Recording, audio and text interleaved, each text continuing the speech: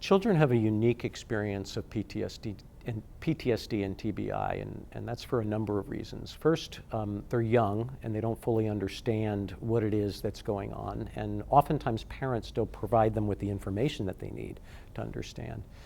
The other important thing to remember is that when we talk about children, we really need to understand that kids really vary in terms of their experience and their needs based upon their developmental level. So even very young children are going to recognize that a parent is acting in a way that seems different, or that there's conflict present, or that there's some emotional turbulence in the family that they don't understand and can't figure out. School-age children might misunderstand what's happening and take personal responsibility for it, thinking that it was something that they did that made dad angry.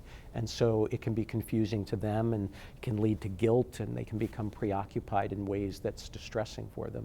This can be much more pronounced and problematic for teenagers who don't understand, don't get it, or they may abandon the families and be prone to greater risk behaviors like alcohol use or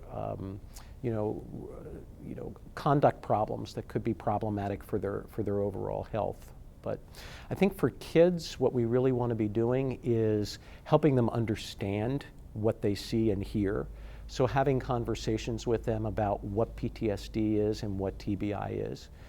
So in talking with a teenage girl, and asking her about PTSD and what is PTSD, she talked about her dad and said, "My father's PTSD is so problematic for me. One time I wanted to go out to the mall and I was wearing these short shorts and he got angry and he said, 'You can't go.' And his PTSD is a real problem."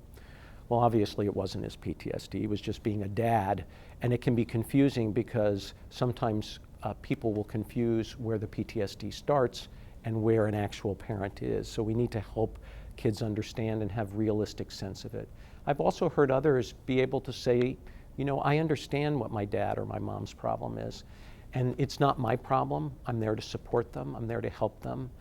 But when they get angry, I walk away. I kind of do my own thing, and I'm able to move on with my life where I can keep going in ways and have friends and do well in school, and that's really what we want them to be able to do. I think it can be really tough for kids when there's a lot of verbal aggression in the family, or there's a lot of blaming and children are blamed for problems that are really not theirs. They can feel upset, angry. I don't think parents really like that either. I mean, I think these parents, let's remember that they're suffering and struggling, and so it's presenting itself in places that are safer. So it's safer to explode in the home than it might be in the workplace. And so things get expressed there that, the family then has to figure out a way how to metabolize, to digest and move on from. So I do think it's a struggle for many kids where there are parents who are really having that level of difficulty.